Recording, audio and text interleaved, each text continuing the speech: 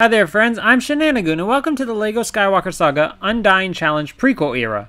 I've done this challenge with Star Wars The Complete Saga, and now that Skywalker Saga is here, it only makes sense to give it a whirl here too. The rule is simple: if I die at all in any way, I restart the level. Given Skywalker Saga is so big, I'm splitting this challenge into 3 digestible videos, one for each era. Now that you know what's going on, let's do this thing! We start our journey in the middle of space doing what you'd hope your pilot would know before ever taking off: learning to fly. To be the best diplomat I can be, I start trashing the Trade Federation ship.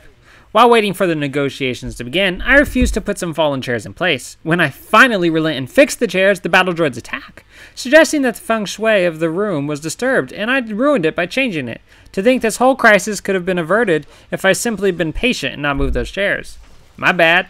I get stopped at the exit by a very confused droideka who I easily dispatch, but now the door has shut on me and I have to cut my way through. It's a pretty big door, so by our logic it'll take a lot of cutting to get through it, right? I guess not. Fleeing to Naboo below, I meet Jar Jar, who needs to use his brilliant hacking skills to get us through to the first official level of the game. Qui-gon and Obi-Wan don't know how to do this, and it worries me. Apparently being taught up, down, right, and left doesn't happen in the Jedi Academy. Now, what better way to start the actual levels for any Star Wars game, or frankly, any game in general, than being chased by a giant fish? I don't get why every game doesn't start this way. One would think this would be a very dangerous predicament to be in, but it turns out having a bunch of missiles and the ability to move slightly to the right or left makes all the difference. Plus, a bodybuilding fish shows up to bulk up with more calories and makes me feel quite ashamed for not working out more. I escape to Naboo's surface, grab the Queen, and head off to Tatooine. There we meet little orphan Annie and engage in a slave trade while Jar Jar strives to distract us from the gravity of what's happening. As any good Jedi, we put the slave child's life at risk moments after meeting him so we can get some money. Pod racing may be dangerous, but never do I seem in mortal danger as long as I pass some mini-games of doom. Whatever the case, I win and use the funding to escape to Coruscant, where I attempt to save everyone a whole lot of trouble early on. Needless to say, it doesn't work, though this might look bad for the whole Jedi image. To make up for this, I head back to Naboo and get to work fighting the first true boss of the game, Darth Maul. Now, old Hornhead here is definitely an actual threat if you try to straight out fight him, though his more powerful attacks are very kindly painted out for me to dodge. It's always nice when my enemies make it super clear where they're going to strike with plenty of time to get out of the way. I took a lot of damage on the way to the endgame. Something about walking right into an energy barrier does that. Because of this, I now have a mere sliver of health, making me easy prey for Maul. I would be super easy to kill except for the fact that he's not very bright, and I'm very patient when any other choice means death. Maul gives up on life at this point and stops blocking midway through, allowing me to finish him with ease. Definitely won't be seeing that guy again, am I right? I'm then given control of the most dangerous character in Star Wars, the force of nature that is Jar Jar. The mission's to stall for time, so it seems as long as I don't prepare the catapults, the enemy never comes in. But Jar Jar feeds on death, so on I go, and of course the enemy comes. Starting to think inaction really is the way to go in this game. Every time I do something, things go bad. Thankfully, I have a really good solution to these things. Giant bombs. Very, very effective. I finish off the Phantom Menace the same way I started it, trashing the Trade Federation ship. Space is so much easier here than in the Complete Saga. It's so much easier to control your ship and avoid getting shot, which you know is key to not dying. So the first episode actually proved to be no challenge, though Maul almost did get me. Let's see if Attack of the Clones proves to be more of a threat. A terrible explosion. My friends somehow survived. They died in the movie, so what to do? What to do? Why? Shoot them, of course. I'm a sucker for canon, which means they must die. By this time, I've also used upgrade points to invest in extra health, for, you know, obvious reasons. Now it's time to protect Padme from the most incompetent assassin ever. I mean, look at this. She literally could just shoot Padme or blow her up from that window. Instead, she just drops some bugs in to do it. How did such a brilliant plan fail, I wonder? Chasing after the assassin, Obi-Wan jinxes us. Well, if we could not crash before doing so. Leading to the first death of the game. Turns out, Coruscant is super dangerous, as there doesn't appear to be the ability to break in these flying death machines. The game does give me the option to blow all other cars out of the air, and heck, what kind of gamer/psychopath would I be if I didn't do just that? Makes flying real easy, and the rest of the drive is idyllic for me. The rest of the drivers out there, well, I'm sure they're at peace now. While hanging out in Coruscant's underbelly for a bit, Obi-Wan contracts a severe case of jaundice, causing my skin to turn horribly yellow. I decide to get away from the hubbub of the city to rest and heal by heading off to the rainy little planet of Kamino. The rain washes away my jaundice, and I get into one of the easiest boss fights ever. Blasters really are not a good match against the Force, it seems. Though, I do hope everything is okay between Boba and his dad. As I'm nowhere near this shooting angle, yet Boba keeps firing on his dad. Family troubles. Very sad. Hopefully they get ahead of it. Get it? Get it? Because, you know... fine. Let's move on. After that family drama, I run around as a pair of legs for a while, because why not? Definitely top tier gameplay, I'd say. I head into space after Jango, getting into another official level where instead of focusing on shooting the bad guy, I do what any pure-blooded gamer would do. I go in search of collectibles. Those mini-kits shall be mine. Once I have them all, I decide to do my actual job and open fire on Jango. I try flipping because that's a close cousin to spinning, and I hear that's a good trick. Turns out it's not quite close enough. I exit level and come back, finding that the mini-kits are still mine. A surprise to be sure, but a welcome one. This time I stay glued to Jango's back, blasting him and any missiles the moment he releases them, till the deed is done. While Obi-Wan enjoys his vacation, Anakin goes in search of his mother, and I give him some much-needed therapy when I run into Watto. After a good 15 minutes of that, we find out that Anakin's mom has been kidnapped. And literally just a short distance away, we find her. Good to see the search party really tried their hardest there. Here we find one of the saddest moments in Star Wars history, and a key turning point for Anakin.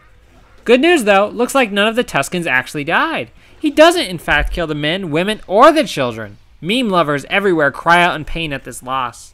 Anakin and Padme head off to another sand planet in search of Obi-Wan. All the sand can't be good for Anakin, but anything for Space Jesus Obi.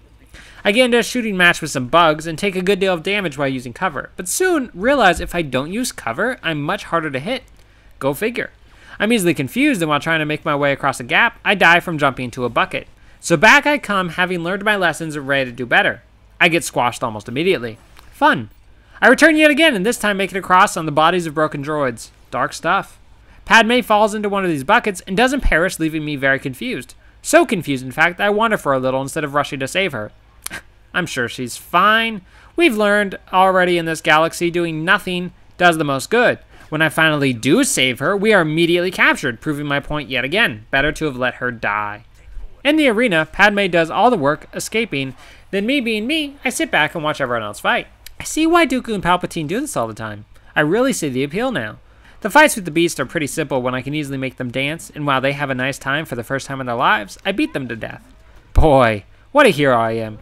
While fighting the Acolyte, things go less than swell, and Anakin does an amazing ragdoll. 10 points for the flipping!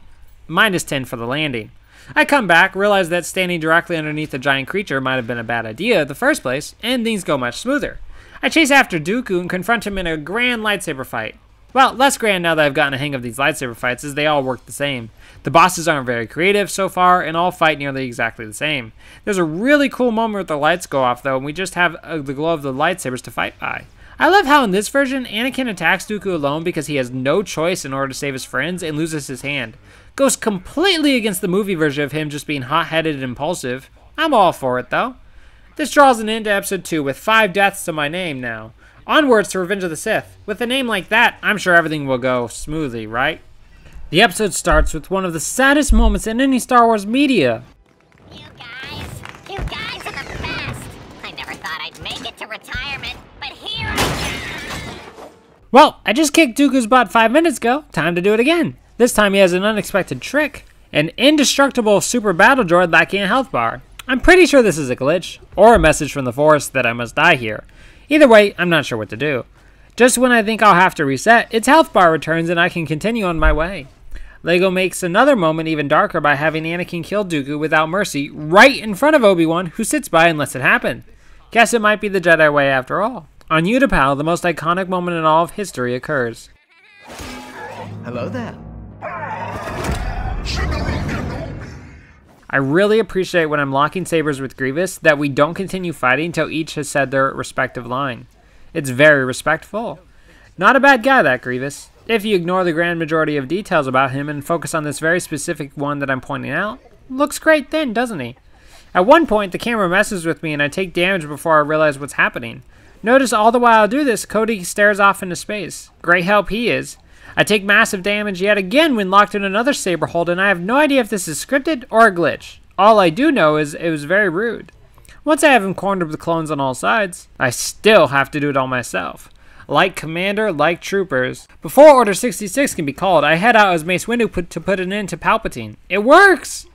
But somehow, Palpatine has returned. The Force has a plan, and I definitely see why it's called the Force, because there's no getting out of it. This is the face of the guy who's going to rule the galaxy for the next 23-ish years? Well, he's got my vote. Back on Kashyyyk, the Wookiees need help, and frankly, if Mr. What About the Wookiees cares so much, then I'm going to make sure he's the one to do it. Order 66 is called, and I make use of some super sci-fi tech, like this musket here. Wow. I'm so sickened by the brainwashing of the clones that I mind control a clone to kill his brothers to show them that I'm sickened by it.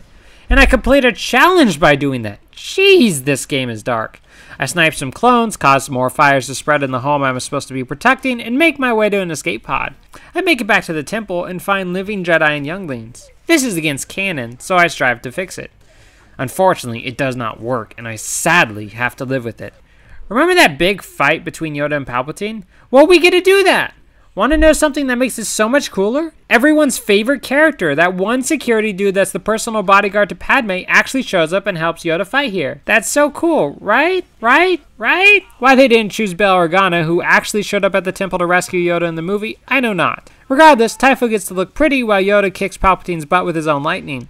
For being such an amazing genius, Palpatine can't seem to grasp the idea that lightsabers, the weapons that most Jedi carry around, are really good at deflecting lightning back at him.